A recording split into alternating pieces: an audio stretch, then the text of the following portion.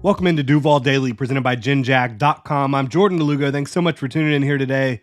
Right now, we have got my final what I would do mock draft for the 2024 NFL Draft for the Jaguars here. 7 rounds. The draft is tomorrow. It is finally upon us, Duval. Hopefully you guys are fired up. There are so many options here for the Jaguars. We're going to try to talk about a lot of these different things over the next couple days, before the draft kicks off on Thursday night. The Jaguars currently hold the 17th overall pick. We're going to dive into all of it here. If you enjoy the content here, please like, subscribe, hit that notification bell. You can also check out genjag.com/shop, pick up some new Duval gear like the hat I am wearing right now. Again, really appreciate y'all tuning in. So, like I said, tons of options for the Jaguars. Tons of good options, in my opinion. I think you could trade down from 17. That is good process, more bites at the apple, analytically sound. I think that there's enough quality prospects at positions of need for the Jaguars that makes sense. I like trading up too, though, even though, analytics will tell you not to trade up. You want more bites at the apple. I think that I get that, right? But I do like the idea of trading up for a Malik Neighbors or Rome Odunze if that scenario presents itself, right?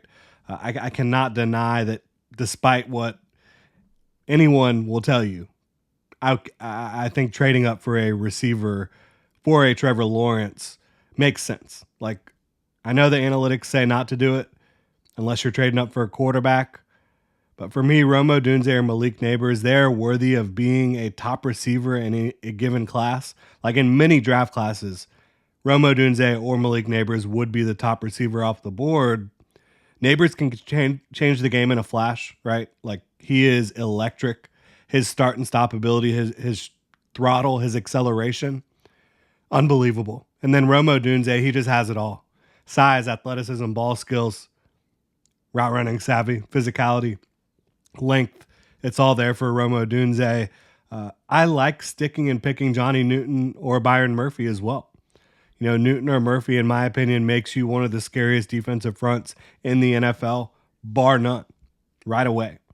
Also, like I said, I like trading down, picking Newton or Murphy, Kool-Aid McKinstry, Cooper DeJean even, Brian Thomas Jr., Adonai Mitchell, lots of options there. Kool-Aid McKinstry, I think he massively upgrades your cornerback room. Is a guy that has a ton of press man experience and is really good in that role. I think Terrion Arnold would upgrade your cornerback room as well. A couple other cornerbacks would. Brian Thomas Jr., Adonai Mitchell, even though they're not on the level of the guys we talked about prior at wide receiver, they're immediately your biggest, most athletic guys on the outside at wide receiver. And I do think they both have the potential, with their size, their athletic ability, to be number one receivers and to be the type of guy Trevor Lawrence thrived with in college at Clemson. If Quinyon Mitchell was somehow there at 17, I'd be happy with him as well. So there's a lot here, a lot on the table. And that's not even including one of the top tackles, which again, I would be fine with. Joe Alt will be gone, but for me, Amarius Mims, Olu Fashanu, Troy Fontenot, I'm in on those guys. Like, wouldn't be my pick necessarily, probably, because I do think you have OT locked down right now for the 2024 season. I think you also have options like of retaining Cam Robinson or Walker Little long term. But yeah, if you want to move towards getting younger at offensive tackle, get super cheap, have Anton Harrison and another rookie as your starters moving forward on cheap deals, like, I get that as well. But I also like a lot of guys deeper in the class at offensive line, deep tackle class and O-line class in general. Jackson Powers Johnson, Graham Barton, would I be good with those guys? Again, yes. I don't think they fit an immediate need as much as some of the other prospects we talked about. But you talk about getting a blue chip type of interior offensive lineman, I'm always going to be okay with that, right? I'd also be good with trading draft capital for Brandon Ayuk. So again, there is no shortage of options for the Jacksonville Jaguars. For me, Johnny Newton, Byron Murphy are likely to be the highest graded guys on my board. I like Johnny Newton more than Byron Murphy. I love upgrading that defensive front. Love it. I'm willing to trade down a little bit because, again, I think there's going to be so much value in doing so. I love getting one of those guys if it's at 17 or even trading down, whichever way.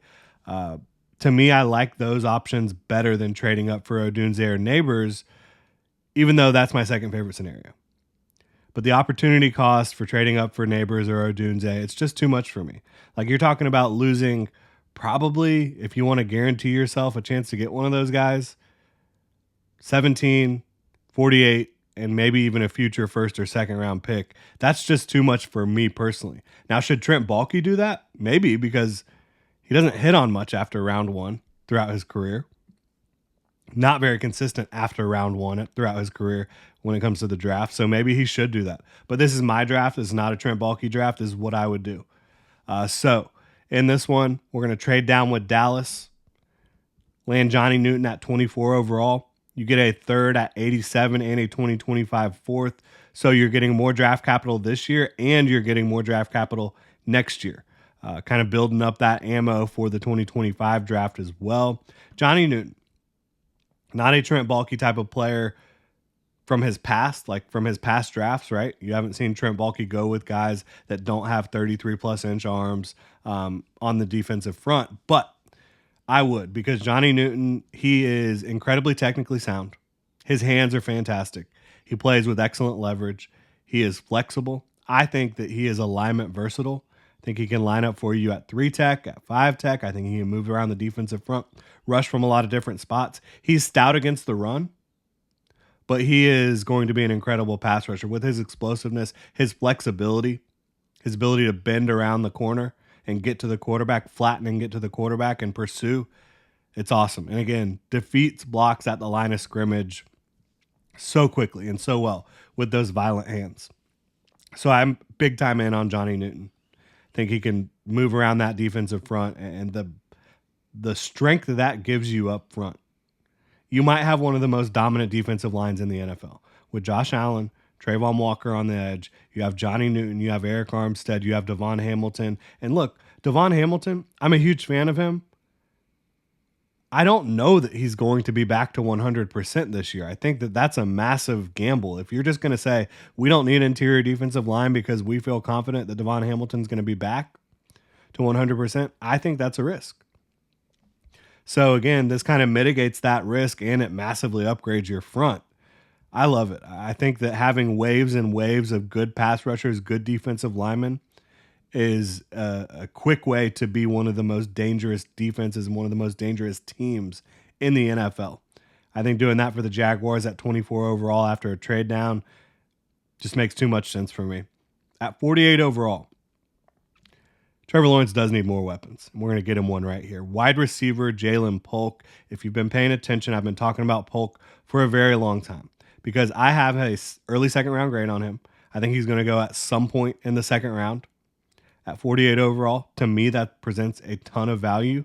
Polk, 4.52 40-yard dash, not incredible, but he is a height, weight, length, explosiveness combo that the Jaguars currently don't have.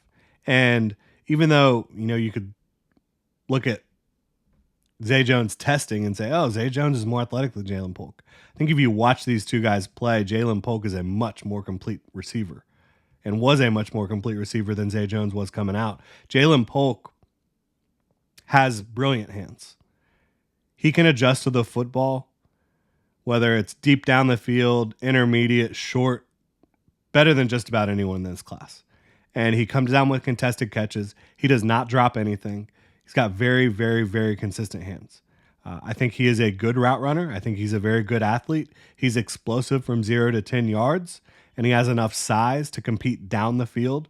He's going to be bigger and stronger and have a better ability to go up and get the football than most cornerbacks are that are trying to cover him. Is he a true wide receiver one in the NFL? No, but I think that the Jaguars fan base has a little bit overvalued the idea of a wide receiver one, not because they're not valuable. They are. But when you have a receiving core like the Jaguars currently have, Christian Kirk in the slot, Gabe Davis as a vertical stretch type receiver, also Evan Ingram as a target hog over the middle of the field, and in the intermediate to short areas. Getting someone who can play the Z receiver opposite Gabe Davis, who's going to be playing X, who can also be a high volume target, who catches everything thrown his way, who is a good route runner, who can be a 3-level threat, I think makes a ton of sense. And I think Jaylen Polk fits that to a T. Now, I think the Jaguars would probably prefer to land someone who runs faster, on the 40-yard dash. That's kind of where I think they're trying to trend towards. But for me, Jaylen Polk would be a great complement to the current group of receivers and certainly someone Trevor Lawrence could rely on consistently. Now, at this point, I do think it's fair to compare stacks of players, right? Like if you got Johnny Newton and Jaylen Polk, do you prefer that to like a Brian Thomas Jr., Adonai Mitchell, one of those two guys, plus like Michael Hall, Chris Jenkins, or one of the round 2 corners? For me, I think there's just more rock solid value in Johnny Newton and Jaylen Polk than any of those guys we just talked about. They're going to be really, really good players at premium positions, in my opinion. Like pass rushing interior defensive line, that is a premium position. Wide receiver is a premium position. It just is. So I really like the idea of getting both of those guys. And then at 87, that pick from the Cowboys, cornerback Renardo Green, another one. If you've paid attention to my coverage of the draft, you've heard the name Renardo Green out of Florida State a lot. He ran more press coverage than I think anyone in college football last year, did it at an extremely high level. He is fluid. He is athletic. He's not the biggest or strongest, but his testing compares favorably to Terrion Arnold. I don't think that he's as springy as Terrion Arnold, in and out of breaks or exploding towards the football, but I think he's stickier. I think he's just able to play with the perfect combination of physicality, using his length well, and having those quick feet, fluid hips, and just having good route anticipation, knowing how to play press man coverage. The Jaguars want to play press man. Renardo Green's the perfect guy to do it. I have a early day 2 grade on him. Getting him in the 3rd round would be an absolute steal for the Jacksonville Jaguars, but you don't see a lot of buzz on him much higher than this. So I think there's a good chance they could land him at 87 overall. I would be all over that type of pick. I think it would be awesome for him to come in here and compete at corner. At 96 overall, edge Mohamed Kamar, another one you've heard me talk about a lot. This is a guy that is a ready-made designated pass rusher to come in and contribute behind Trayvon Walker and Josh Allen. You have your 2 starters locked in at edge, right? You signed Josh Allen to the massive deal. You have Trayvon Walker on his rookie contract, but you still need edge depth. As much as I love adding Johnny Newton, and yes, he can play on the edge at times, so can Eric Armstead, adding someone who can come in and continue to fortify that pass rush, I think is just too enticing for me here. I think Mohamed Kamara compares favorably to like Shaquille Barrett, Melvin Ingram type players. I think he's going to be that type of guy. He's got the natural leverage. He's got enough length.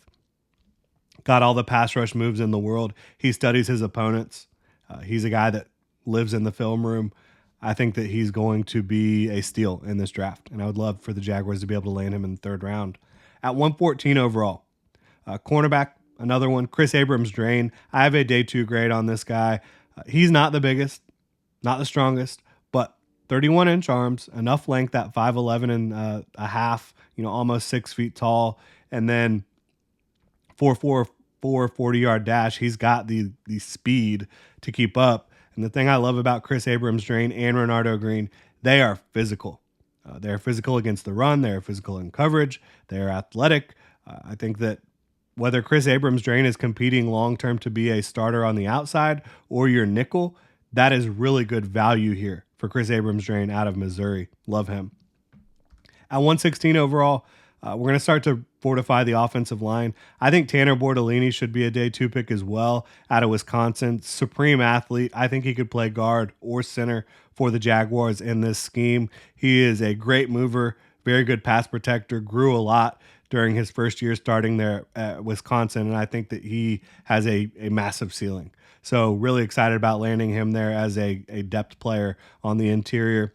And then at 153 overall, offensive tackle Garrett Greenfield out of South Dakota State. a guy with enough length, athleticism to be at very worst, in my opinion, a swing tackle in the NFL, and at best, potential starting left tackle who is really good in pass protection, but not great as a run blocker.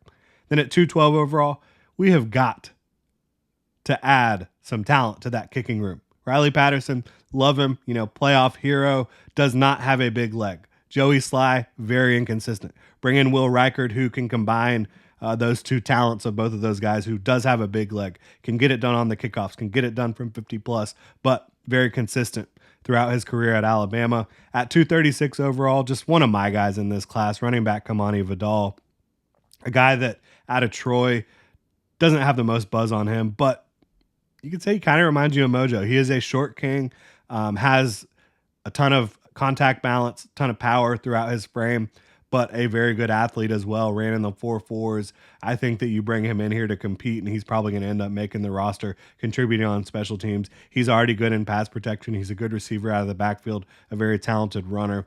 So I love that. So in this mock draft, my what I would do mock draft, you land a blue chip player in Johnny Newton after trading down to 24. You go get a height, weight, explosiveness receiver with Velcro hands who has utility. I didn't even mention yet the fact that Jaylen Polk is maybe the best blocking receiver in this class. The Jaguars, with the way they run their offense, they want receivers that can block on the outside. Jaylen Polk can do that, and he can also be a reliable pass catcher for Trevor Lawrence. You add instant juice, designated pass rusher on the edge, and Mo Kamara. Renardo Green to compete outside with Ronald Darby in year one. Chris Abrams' drain is at worst a future starter at nickel. I think that he could compete to get reps early on in his career as well, as early as 2024 with the Jaguars. The offensive line depth, both of those guys are good athletes, good pass protectors with run game upside. When you talk about Bortolini and Garrett Greenfield, they're role players now, they're future starters, or, in Garrett Greenfield's case, maybe a future swing tackle at worst. My favorite kicker in the draft, and Will Reichard out of Alabama. And then again, one of my favorite running backs, a guy who I think that makes sense for the Jaguars running back room, could come in and eventually have a nice role for the Jaguars on the offense and special teams. So that'll do it for my final what I would do mock draft. Either later today or early tomorrow morning, we will have our final predictive mock draft, what I think that the Jaguars will try to do, what I think Trent Baalke is scheming up in the lab over at Everbank. So that will be again out later today or early tomorrow. Really appreciate you guys tuning in. Would love to know what you think. Drop a comment in the comment section below about this final what I would do mock draft. If you enjoy the content, please like, subscribe, hit that notification bell. And again, you can check out ginjag.com/shop to pick up some new Duval gear like the hat I'm wearing right now. Y'all have a good one.